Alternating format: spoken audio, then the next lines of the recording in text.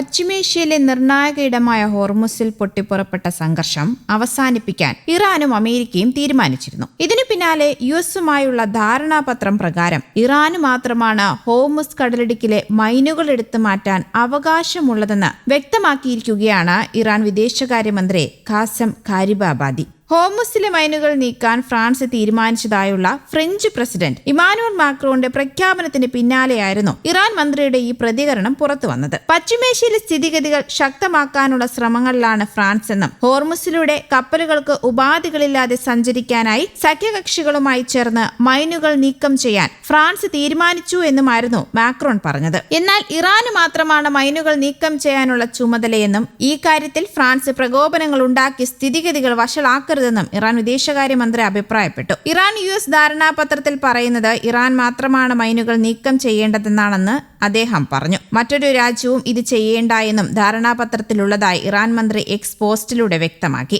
France പറയുന്നത് പോലുള്ള ഇടപെടൽ നടത്താൻ തങ്ങൾ ആരെയും അനുവദിക്കില്ല. ഹോർമുസിലെ സ്ഥിതിഗതികൾ സങ്കീർണമാണെന്നും ഖാരിബാബാദി വ്യക്തമാക്കി. ഹോർമുസിലെ മൈനുകൾ നീക്കം ചെയ്യുന്നതിൽ വിദേശ ഇടപെടലുകൾ ഇറാൻ അനുവദിക്കില്ല. പ്രകോപനങ്ങൾ നടത്തി ഇപ്പോഴത്തെ സ്ഥിതിഗതികൾ കൂടുതൽ സങ്കീർണമാക്കരുത്. ഫ്രാൻസിനോട് ഞങ്ങൾ ഇക്കാര്യം ആവശ്യപ്പെടുകയാണെന്നും ഇറാൻ വിദേശകാര്യമന്ത്രി പറയുന്നു. ഈ വർഷം ഫെബ്രുവരി 28-ന് യുഎസും ഇസ്രയേലും ഇറാനെ ആക്രമിച്ചതിന് പിന്നാലെയായിരുന്നു മൈനുകൾ സ്ഥാപിച്ച് ഇറാൻ ഹോർമുസ് കടലിടുക്കിന്റെ ഗതാഗതം തടഞ്ഞത്. സമാധാന ശ്രമങ്ങളുടെ ഭാഗമായി കഴിഞ്ഞ മാസം 17-ന് ഇറാനും യുഎസും ഒപ്പുവെച്ച ധാരണാപത്രത്തിലെ പ്രധാന വ്യവസ്ഥകളിലൊന്ന് ഹോർമുസിലെ തടസ്സങ്ങൾ ഇറാൻ നീക്കണം എന്നതായിരുന്നു. ഹോർമുസിലെ ഗതാഗതം 30 ദിവസത്തിനുള്ളിൽ പഴയ നിലയിലാക്കണമെന്നും ധാരണാപത്രത്തിൽ വ്യവസ്ഥ ചെയ്യുന്നുണ്ട്. ധാരണാപത്രത്തിൽ ഒപ്പുവെച്ച ശേഷം ഇറാൻ ഹോർമുസിലെ തടസ്സങ്ങൾ ഭാഗികമായി നീക്കിയതിനെ തുടർന്ന് കടലിടുക്കിലൂടെയുള്ള ഗതാഗതം പുനരാരംഭിച്ചു. അതേസമയം ഇറാൻ തങ്ങളോട് കൂടിക്കാഴ്ചയ്ക്കായി അഭ്യർത്ഥിച്ചു എന്ന US പ്രസിഡന്റ് ഡൊണാൾഡ് ട്രംപിന്റെ പ്രസ്താവന തെറ്റാണെന്ന് ഇറാൻ വിദേശകാര്യ മന്ത്രാലയം പ്രതികരിച്ചിട്ടുണ്ട്. ഇറാൻ തങ്ങളോട് കൂടിക്കാഴ്ചയ്ക്കായി അഭ്യർത്ഥിച്ചെന്നും അത് പ്രകാരമുള്ള കൂടിക്കാഴ്ച ഇന്ന് ഖത്തറിൽ നടക്കുമെന്നുമായിരുന്നു ട്രംപ് പറഞ്ഞത്. എന്നാൽ ഇത് തെറ്റാണെന്ന് ഇറാൻ വിദേശകാര്യ മന്ത്രാലയം പ്രതികരണം അറിയിക്കുകയായിരുന്നു. യുഎസുമായി ഇത്തരത്തിലൊരു കൂടിക്കാഴ്ചയ്ക്ക് തീരുമാനിച്ചിട്ടില്ല എന്ന് ഇറാൻ വിദേശകാര്യ മന്ത്രാലയം പ്രസ്താവനയിൽ അറിയിച്ചു. എന്നാൽ മരവിപ്പിച്ച ഇറാൻ ഫണ്ടുകളുടെ കാര്യത്തിലെ പുരോഗതി പരിശോധിക്കാനായി ഒരു പ്രതിനിധി സംഘത്തെ ദോഹയിലേക്ക് അയച്ചിട്ടുണ്ടെന്നും മന്ത്രാലയത്തിന്റെ പ്രസ്താവനയിൽ പറയുന്നുണ്ട്. തങ്ങളുടെ ഔദ്യോഗിക പ്രതിനിധി സംഘങ്ങൾ